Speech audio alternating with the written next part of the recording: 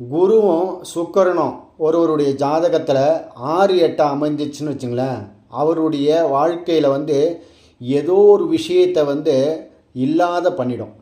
இப்போ குரு சுக்கிரன் 8 ஒரு ஆண் ஜாதகத்திலே பெண் ஜாதகத்திலே இருக்குது. ஒன்று திருமணம் இல்லாமல் பண்ணோம், அப்படியே திருமணம் பண்ணிட்டாலும் அந்த அந்த ஜாதகருக்கோ அந்த ஜாதகிக்கோ குழந்தை இல்லாத தன்மை பண்ணிடும். சப்போஸு திருமணம் செய்து குழந்தையும் செய்து இருக்கு அப்படின்னா அந்த ஜாதகர் அவர்களுடைய குழந்தைகள் இருக்கும்ல, அந்த குழந்தைகளுடைய வாழ்க்கையை வீணாக்கிடும். ஆக மொத்தத்தில் குரு சுக்கிரன் ஜீவன், குரு சுக்கிரன் ஜீவி. அப்போ குருவுக்கு சுக்கிரன் 6-8 இருந்தால் கண்டிப்பாக ஒன்று உங்களுடைய தலைமுறை, இல்லைன்னா உங்களுக்கு அடுத்த தலைமுறை, அது இல்லைன்னா அதுக்கு அடுத்த தலைமுறை, இந்த 3 தலைமுறையை ஏதாவது ஒரு தலைமுறையில் கை வச்சிடும். அதுதான் குரு சுக்கிரன் 6-8 இருந்தால் ஏதாவது ஒரு பிரச்சனையை கொடுத்துருன்றதை தெளிவாக எடுத்து சொல்லும் அவர்களுடைய ஜாதகம்.